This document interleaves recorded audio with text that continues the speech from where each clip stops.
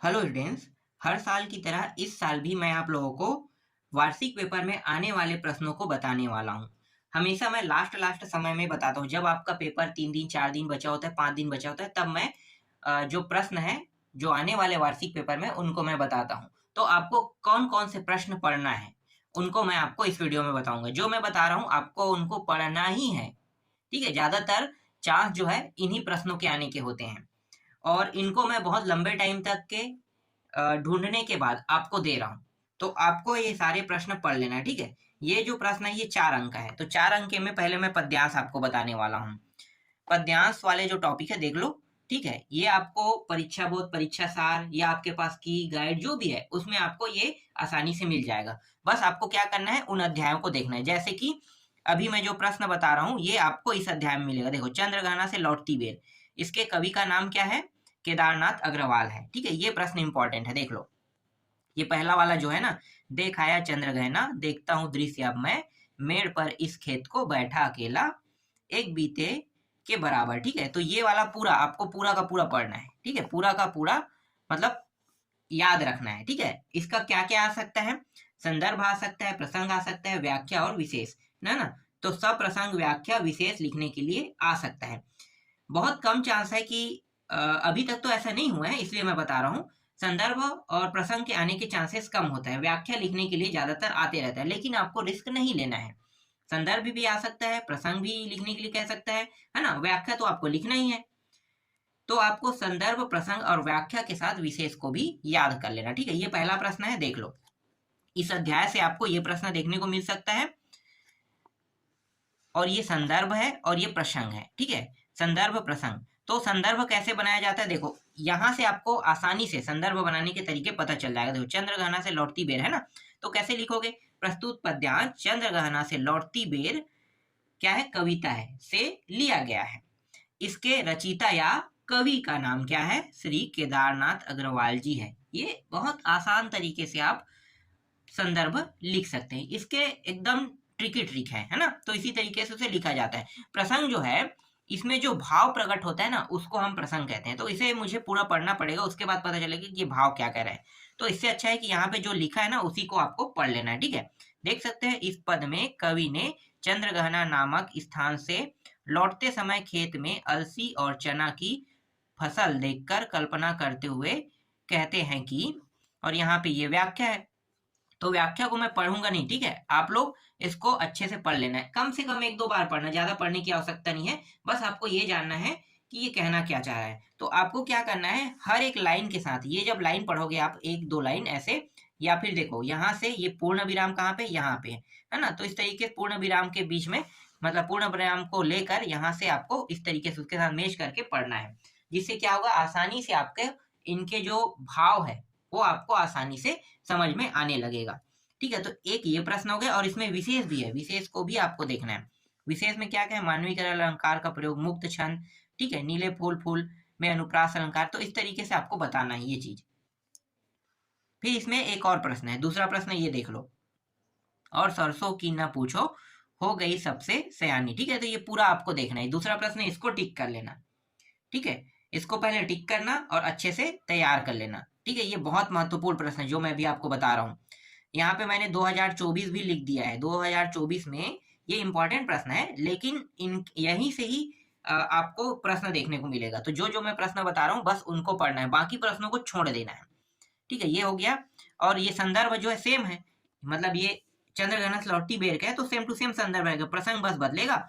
और व्याख्या जो यहाँ पे जो कविता में कहा गया है इनके हिसाब से यहाँ पे व्याख्या बनेगा। तो जैसे कि यहाँ पे जो लिखा हुआ है उनको आपको याद कर लेना। ठीक है, याद नहीं करना है, सिर्फ समझना है। और ये इसके विशेष है। 2 प्रश्न हो गए इस अध्याय से। इसके बाद इसमें और है, उसको आपको नहीं देखना है, नहीं आएगा वो। इसके बाद अगला अध्याय देखते हैं। देखो, ये बादल को घिरते देखा, बादल को घिरते देखा से, और इसके जो कवि है नागार्जुन है ना। तो एक प्रश्न ये है, और देखो यहाँ पे जो है ना संदर्भ चेंज हो जाएगा। संदर्भ क्या आएगा? प्रस्तुत पद्यांश बादल को घिरते देखा नामक कविता से लिया गया है, इसके रचयिता श्री क्या है? नागार्जुन जी है। इस तरीके से आपको लिखना है, बस यही तो चेंज होगा ना। बाकी प्रसंग अलग रहेगा, व्याख्या अलग रहेगा और विशेष अलग रहेगा। तो जब आप इसको पढ़ोगे तो आपको क्या करना है, संदर्भ, प्रसंग, व्याख्या और विशेष के साथ पढ़ना। ये प्रश्न इंपॉर्टेंट हो गया। फिर इसमें एक और प्रश्न है, ये वाला, ठीक है। बसंत ऋतु का सुप्रभाव था, मंद मंद था अनिल, वह बह रहा अनिल बह रहा है, ठीक है। ये वाला देख लेना है। इसका कुछ हिस्सा यहाँ पे है, ये आपको आसानी से आपके परीक्षा बोर्ड परीक्षा सार गाइड या अजय अनुशीलन, अंकित अनुशीलन उसमें मिल जाएगा, ठीक है। और इसमें जो संदर्भ है, प्रसंग है, व्याख्या है, इनको आपको पढ़ लेना और साथ ही साथ विशेष भी दिया हुआ है।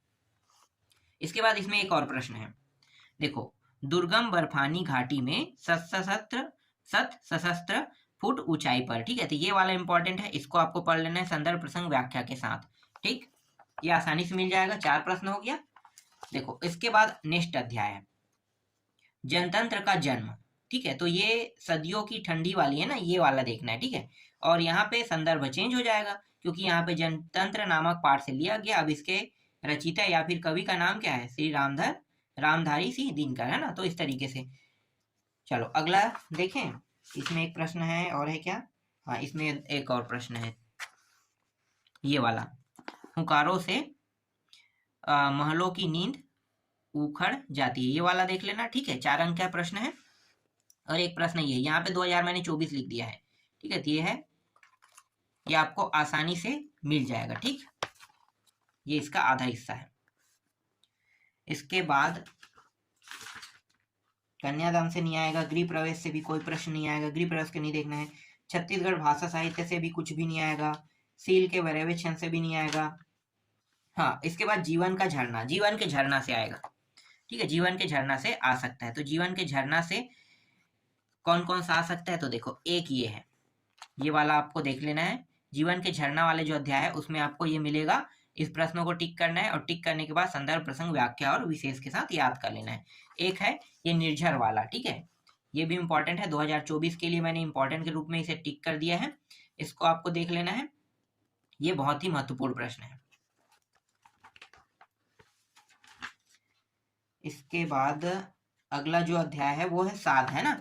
जो ये साध दिया है और इसके जो कवि है इनको देख लो।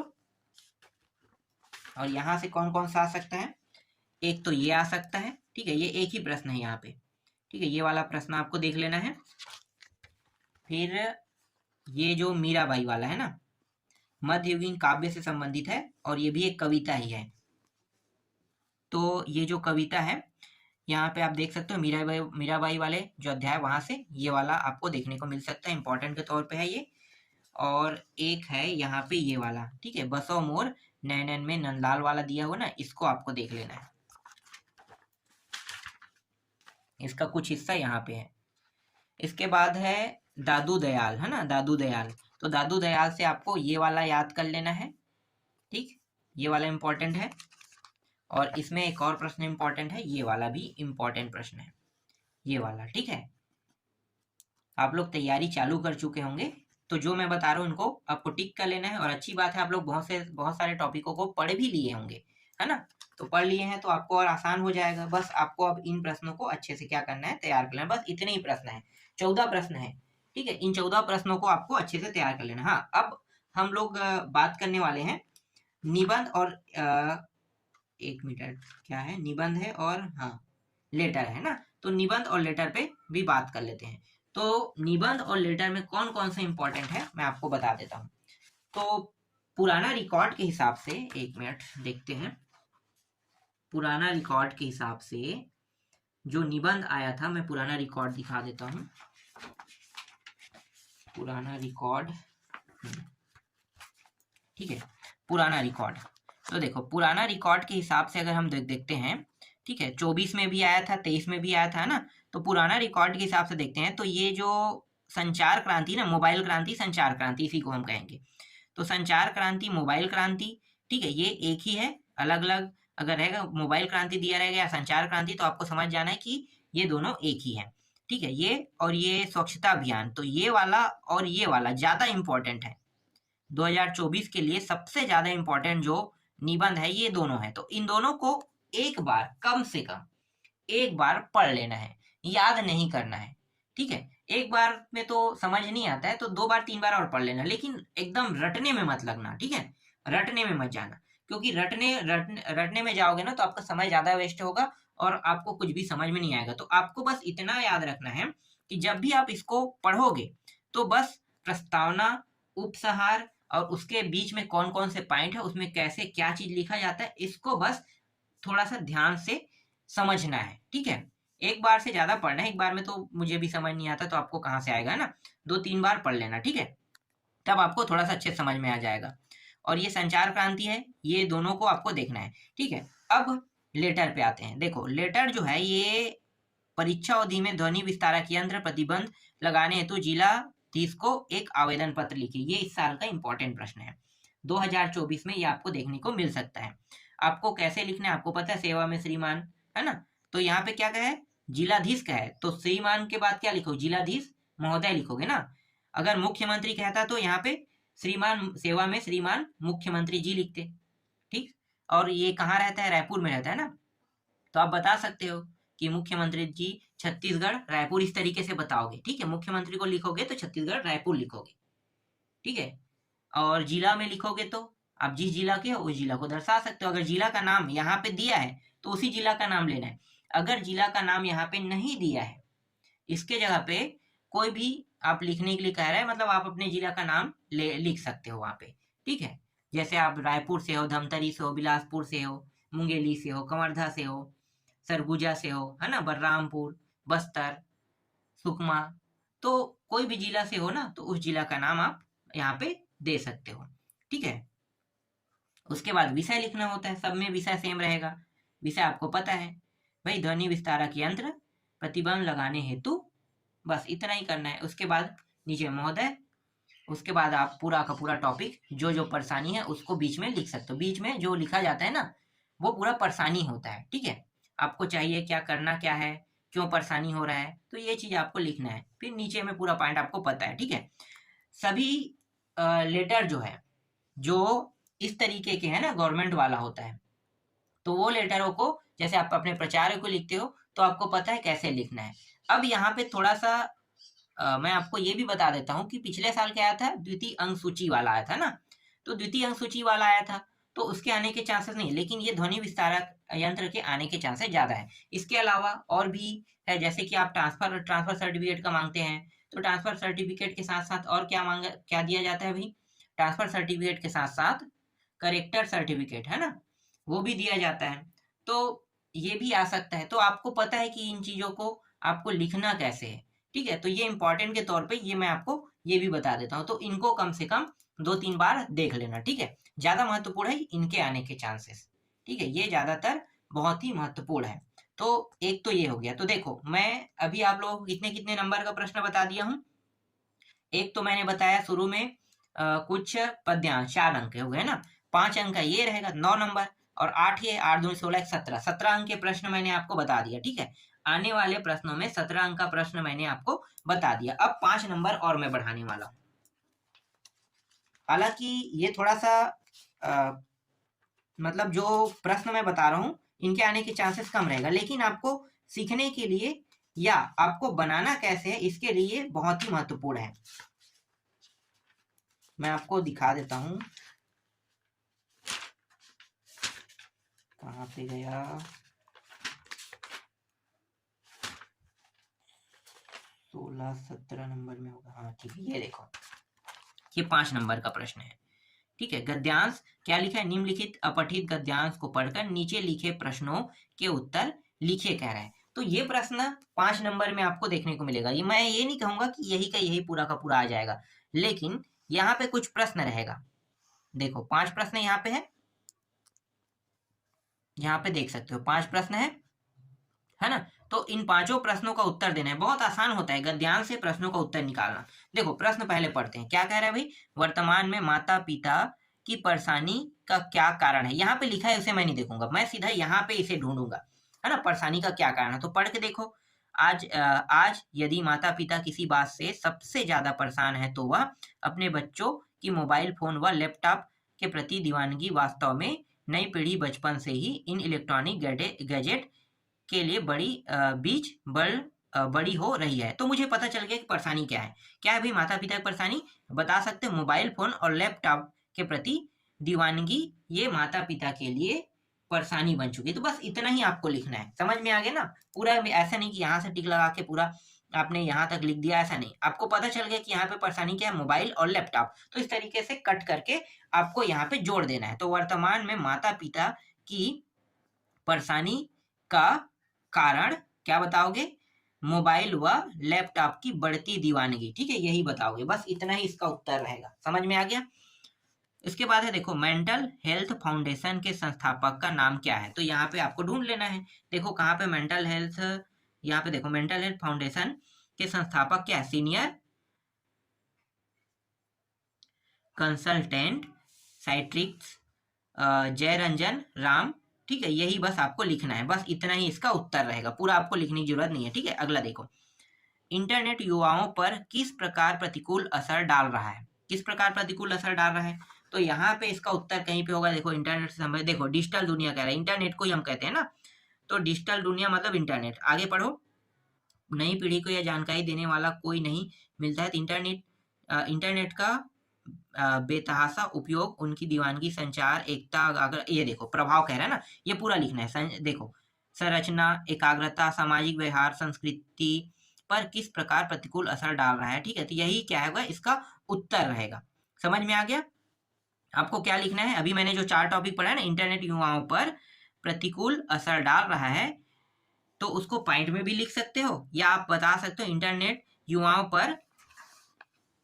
पर उसके बाद इसे थोड़ा सा जोड़ देना है, ठीक है। युवाओं पर संरचना, एकाग्रता, सामाजिक व्यवहार और संस्कृति पर प्रभाव डाल रहा है, प्रतिकूल प्रभाव, यहाँ पे देखो प्रतिकूल असर डाल रहा है, ये आप लिख सकते हो, यहाँ तक लिख सकते हो, ठीक है।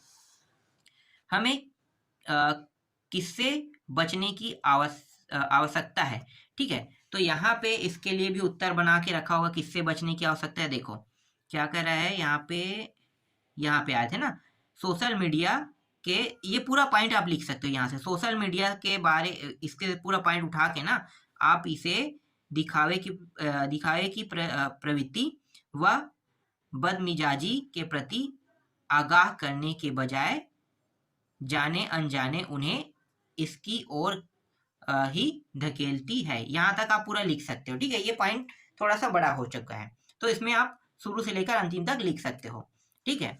पर अगर वो छोटे से शब्दों में उत्तर पूछेगा तो उनके मुख्य पॉइंट को ही बस लिखना है, ठीक। अब उसके बाद क्या है, उपयुक्त गद्यांश का शीर्षक। तो उपयुक्त गद्यांश का शीर्षक क्या है, मोबाइल और इंटरनेट के बारे में बताया, तो आप बता सकते हैं इंटरनेट व मोबाइल के दुष्प्रभाव। इसके कई शीर्षक हो सकते हैं, ठीक है, सिर्फ यही बस नहीं है। इंटरनेट बस आप लिख सकते हो, मोबाइल के इंटरनेट के दुष्परिणाम लिख सकते हो, मोबाइल के दुष्परिणाम लिख सकते हो, दुष्प्रभाव लिख सकते हो, है ना। तो यहाँ पे जैसे लिखा, जरूरी नहीं कि यही लिखो, लेकिन मोबाइल और इंटरनेट से संबंधित आप लिख सकते हो। तो कई बार क्या होता है, जब आप लोग शीर्षक लिखते हो ना, तो आप लोग कहते हो कि जो उत्तर जो है बुक या गाइड में सिर्फ वही लेना चाहिए। नहीं, ऐसा नहीं है। जो पढ़ाने वाले और चेक करने वाले को पता है कि ये किस बारे में बोल रहा है, तो आप उनके हिसाब से बस आपको ये बताना है कि आपने पढ़ा तो क्या पढ़ा और इसका शीर्षक आप क्या रख सकते हो। तो ये होता है, ठीक है, शीर्षक जो है, ठीक। एक ये हो गया। चलो अगला देखते हैं। अगले वाले को मैं आपको दिखाऊंगा, आप लोग इसको खुद देखो और इससे निकालने की कोशिश करना, ठीक है। एक ये है, पूरा आप लोगों को पढ़ लेना है, 5 नंबर का है, ठीक है। ये पूरा पॉइंट आपको पढ़ना है, ठीक है। यहाँ पे मैं आपको कुछ देर के लिए पढ़ने के लिए समय दे रहा हूँ, तो आप लोग इस वीडियो को थोड़ा सा स्टॉप कर लेना। स्टॉप करने के बाद इसको पढ़ना, ठीक है। पढ़ने के बाद यहाँ पे जो कुछ प्रश्न दिया, इसका उत्तर तो यहाँ पे लगा हुआ है ना, उत्तर लगा हुआ है। तो पढ़ने के बाद आपको पता चल जाएगा कि इसका उत्तर क्या होगा। जैसे कि संप्रेषण कला क्या है, जब आप उसको अंदर से पढ़ोगे तो आपको पता चलेगा संप्रेषण क्या है। संप्रेषण कला का विकास किससे होता है। आपको इसे रटना नहीं है, यहाँ पे उत्तर दिया, इसका मतलब ये नहीं कि आप यहाँ से डायरेक्ट उत्तर ले लो। मैं आपको ये बताने की कोशिश कर रहा हूँ कि जरूरी नहीं कि यही प्रश्न है, लेकिन इससे संबंधित प्रश्न आपको एग्जाम में देखने को मिलेगा। इसीलिए जो पॉइंट है उनको पढ़ना, और पढ़ने के बाद आपको क्या करना है, इन पॉइंटों को पहले पढ़ लो, चाहे आप प्रश्नों को पहले पढ़ो या फिर आप इस पूरे गद्यांश को पढ़ो, ठीक है। दोनों में से किसी को भी पहले पढ़ सकते हो, और पढ़ने के बाद आपको उत्तर यहीं से लेना है। और गद्यांश के सारांश का यहाँ पे क्या है, देखो सारांश यहाँ पे, तो सारांश किस तरीके से बनाया है इसको आपको देख लेना है। ये हो गया।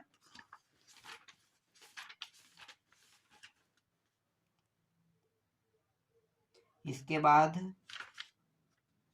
और दिखाता हूँ, देखो अनुशासन का अर्थ कह रहा है ना, ये वाला देख लेना है। तो अनुशासन के अर्थ वाले में देखो यहाँ पे दो प्रश्न को इस तरीके से दिया, संधि विच्छेद कराया है ना यहाँ पे गद्यांश को उचित शीर्षक है, तो अनुशासन से संबंधित है तो अनुशासन बस लिख दिया यहाँ पे। ठीक, इसको पढ़ लेना है, उसके प्रश्नों के उत्तर ले लेना है। इसके बाद यहाँ पे तीसरा, चौथा, पांचवा प्रश्न यहाँ पे देख लो, तीसरा, चौथा और पांचवा प्रश्न।